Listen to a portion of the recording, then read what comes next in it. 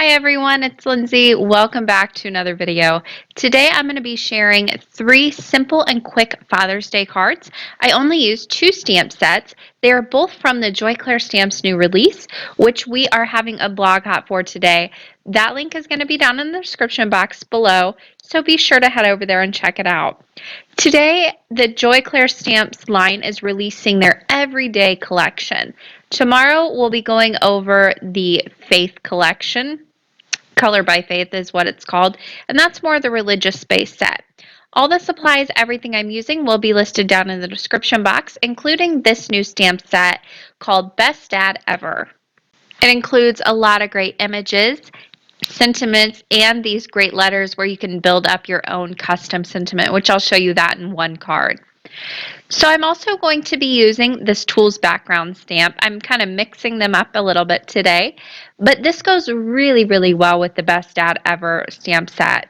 I mean, the images match up, the ones on the right-hand side of that stamp set, and then the background images, they mix really well together. They match up. It's just a larger version. However, it's a great one to add to the stamp set and kind of take it one step further. So for my first card, I'm going to do some ink smushing. Now, I just did a video all about ink smushing. This was my favorite way to do it, and that is with using the Dr. P.H. Martin's Hydrus watercolors. This is the set 1 of watercolors. I'll have everything linked down below, and I'm choosing a few colors from that set. The great thing about this particular product is that whenever I put it down onto my cardstock and then I dry it with my heat tool, it's not going to mix and blend as much with anything I put on top of it. So it's really going to hold those colors. Now it will mix a little bit. They are transparent. So if I put like the yellow over the blue in a moment, it is going to make a green color. That's okay. I like the look of this, but I will show you how I kind of put this together. So whenever I'm ink smushing, I have found what works best for me is to use plain regular cardstock. It is a heavyweight white cardstock. I also find that it is best to do more than one card front or panel at once. That way, if I don't like the first one I create, the second one might turn out. So I do a couple at a time, and then I pick the one I like best, and I'll save the other one for another project. So I don't waste any product, but I also have some options, which I love. So I am using the stencil. It's just a stencil blank, basically a piece of plastic sheeting in my background to use as my smushing. You can use your surface if you want to. This is just what works for me. I like to take my colors, put a few dots of it down, and then give it a little spritz of water to kind of get the color moving around. In between each one of these colors, I am using my heat tool to dry the paper. That way they don't do as much mixing. They don't do near as much mixing. If you leave them wet, they're going to blend together, they're going to mix, they're going to run together. If you just dry your paper, you're going to get a buildup of color. And you'll see what I mean, especially when I add this yellow in just a moment. I just keep smushing and adding color until I am happy with it. And that's basically all there is to it. I added that turquoise color, and now finally I'll come in with this yellow. Looks like a really light orange, but it actually ends up transferring to your paper as a yellow color. So I put a few dots of that down onto my smushing background, and I'll give it some spritzes with water. Now I will press my paper right into there, and wherever I had blue and this overlays it, it's going to create a green color. It doesn't mix, but it sits on top of there, and what your eye sees is that green. However, wherever it transfers and there's not any color, you're going to get this gorgeous yellow. So really you're getting basically 3 colors in one with this, because you have the 2 colors of blue. That's going to give you 2 different colors of green, and then you end up with the yellow on the outside where there is no color at all. So it's a really, really fun medium to play around with. I ended up going with this background you see here. I thought it turned out so fun, and it was the perfect background to add my stamped images over. Once I had it all done, I went ahead and heat set it. with my heat gun, dried everything very quickly, and you can see it doesn't have really a lot of warping. Any warping that does happen, I'm going to get out when I glue it down to my cardstock, and if it bothers you that bad and you don't want to use that much adhesive to glue it down, run it through your laminator, or you can try running it through your die cutting machine as well. That will give it some more of that flatness back.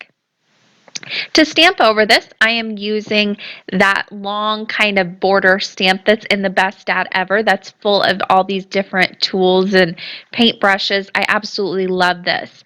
I lined it up on the side with all of the smushing, and I'll be stamping over that with some VersaFine Clair Nocturne ink. I like this ink because it is a pigment ink. It's going to sit on top of the paper. It's not going to soak into the fibers as much, mixed with those colors that are already in there. It's going to sit on top and cover up that color. So I'm going to get a nice dark image. So think about what black ink you're using to stamp over your smushing with if you do something like this. I'm using my Misty to stamp so I can do several layers of this stamp. That way I get a nice dark image as well. I also have my creative corners up there to pop that away from the top and the side so I get a really nice image and it's not bumping up against that top, especially with this particular image that I'm stamping. Once I stamp that a few times, that is ready to go. There's not much more to this card other than the smushing background and stamping that border. I did go ahead and add a sentiment, and I wanted to show you this because, again, I'm using that Creative Corners. I recently seen a comment where somebody said they really hadn't used their Creative Corners. They didn't know how to. This is a great use.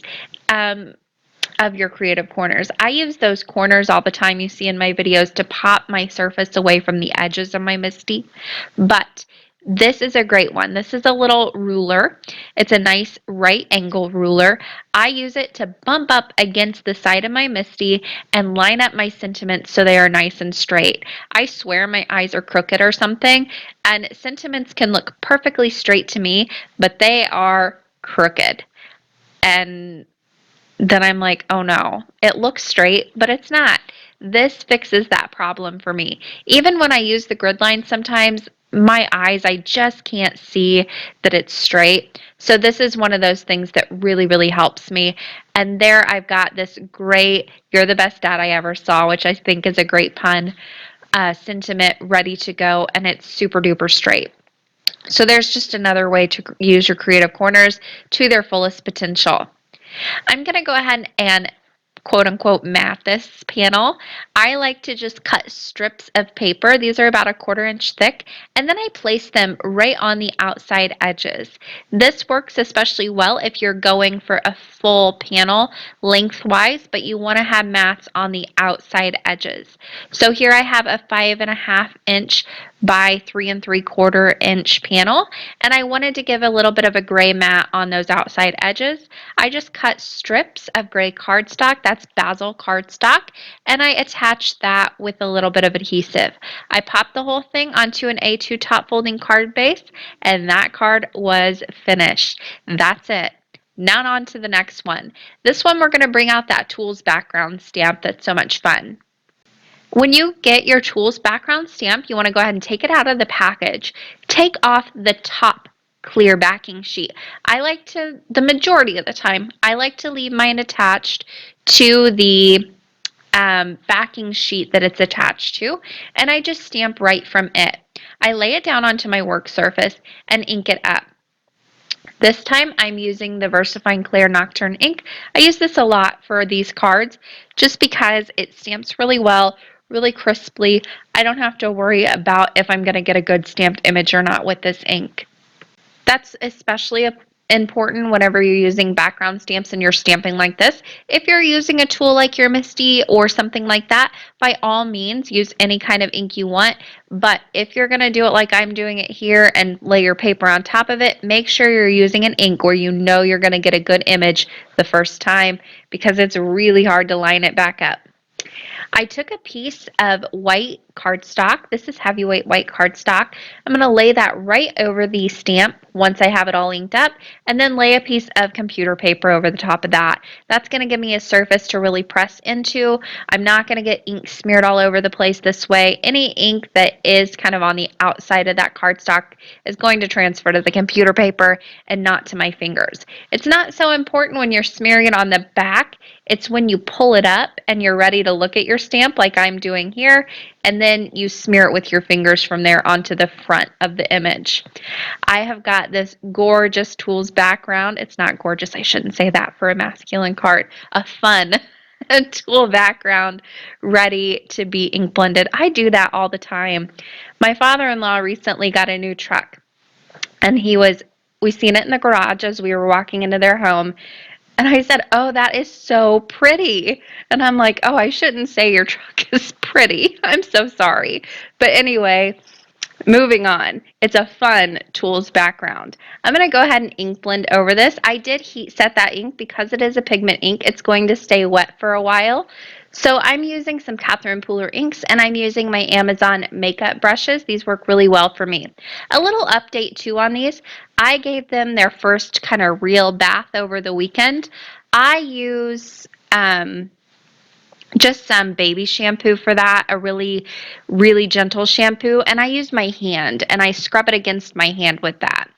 Then I make sure that it's nice and clean, rinse it until the water runs clean, and also wash it a few times. If you keep getting a buildup of color, like when the soap turns colors on your hand, give it another wash.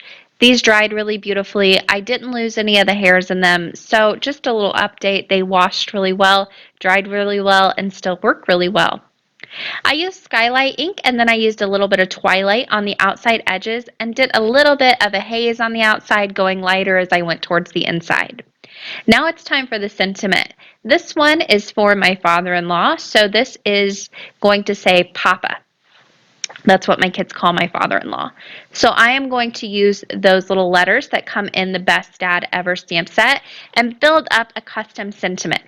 So I'll go ahead and do P-A-P-A. Now I am using the VersaFine Clear Nocturne ink yet again, and I am stamping onto some Basil cardstock. Now to make this a little bit more fun, that Basil cardstock has a little bit of texture on it.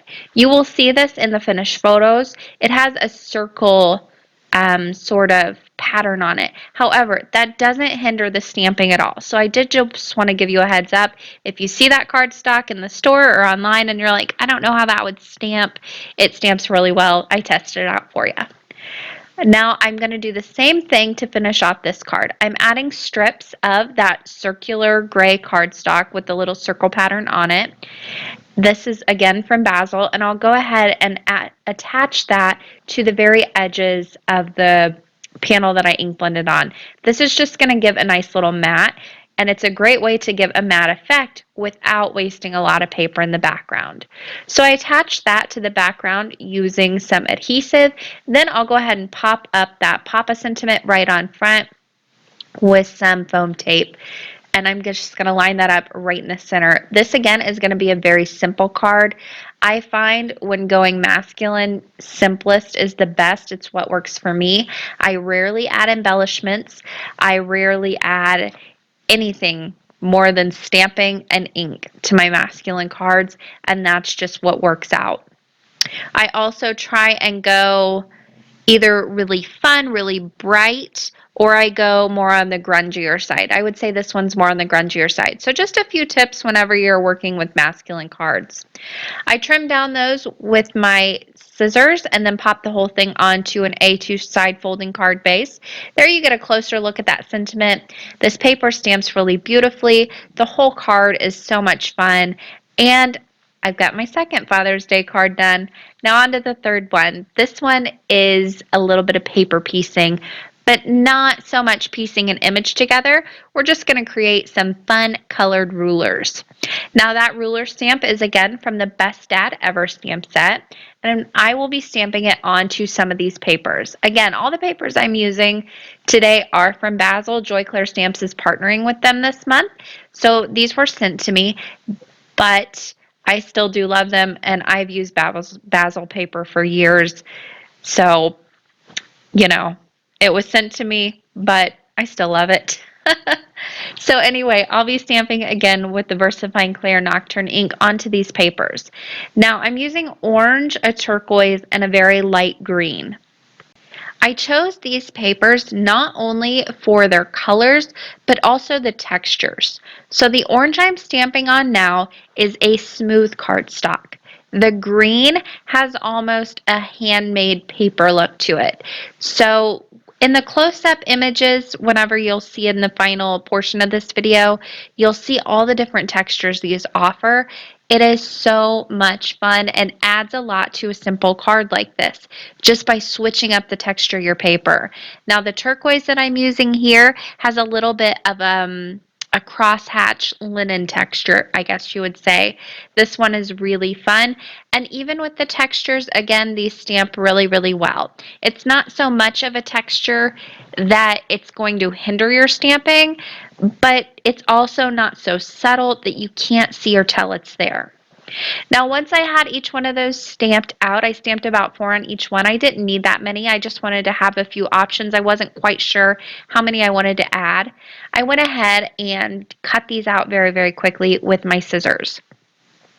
I cut right up against the line, and then I like to go around all those cut lines with a marker once everything is said and done. I do want to mention that if you do have an electronic cutting machine, Joy Clear does offer free SVG cut files with all of their stamps. All you have to do is buy the stamp set. You automatically get it as a free download. It's a great little perk with Joy Clear stamps. There's no extra cost, no extra 99 cents, none of it. You get it for free. Really great perk if you have an electronic die cutting machine. So I went ahead and cut each one of those out. I cut the turquoise, the green, and the orange, and then I laid them out onto my cardstock panel. I positioned them how I want to. I played around with it a little bit. I find it easier to lay them out and not glue them down before I start gluing them down, because once you put them down, you kind of can't go back or you rip your panel. So lay them out, get them how you want them, and then I go ahead and start putting them down one by one. This also helps with the spacing. So this one was a little tricky to get spaced evenly from the top to the bottom. So laying those out and knowing how much of a gap I needed between each one and the top and the bottom ones really, really helped out. I am popping each one of these up with a little bit of foam tape. Some of these I wasn't quite sure how much foam tape I was going to need, and I didn't want to cut a bunch of it off. I think it looks funny if you do that on the edges of your cardstock. So I put a little bit at the very top of it, placed it down, and then I went back and lifted up the ruler and placed a little piece right on the edge where it needed that holding. That way you still have the pop-up, but you're not cutting through a bunch of foam tape and it gives you that weird look. So I'll continue to place these down, again using that foam tape.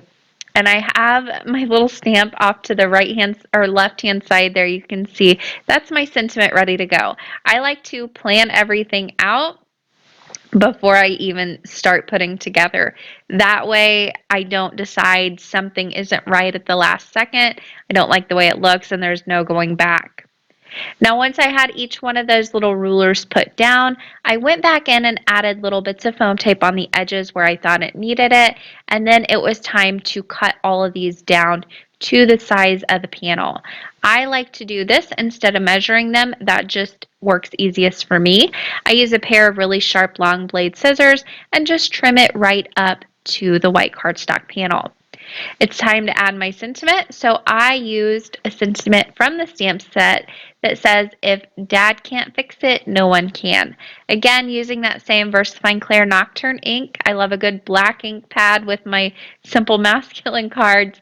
I stamped that off to the left-hand side at the very top. Now, once I had that done, again, I'm going to add my quote-unquote mats to the side. Cardstock strips cut down to 1/4 of an inch, a little bit of adhesive on the back, and I place those down. Again, I like to cut these longer than need be. That way there's no measuring involved. Then I just trim it down to the size I need it up against the card panel. That way I get a really, really good fit and no measuring involved. These I made super duper thin on the side. That's another great thing about using strips on the side. You can make them as thin or as thick as you want to, and you don't have to measure and get everything exactly right. I trimmed down those little strips to the size of the panel with my scissors, popped the whole thing onto a card base, and that finished off the card. There's a closer look at that sentiment and also the textures on the paper. There you can get a better look at each individual paper and the textures they offer. So a lot of fun. That does it for me today. Thank you guys so much for sticking around and checking out all these 3 easy Father's Day cards. If you enjoyed this video, the thumbs up button always helps down below. And if you enjoy my content, don't forget to subscribe. Also, if you want to leave me a comment, I love seeing them and replying to them. They really make my day. Thanks for watching today and happy crafting, everyone.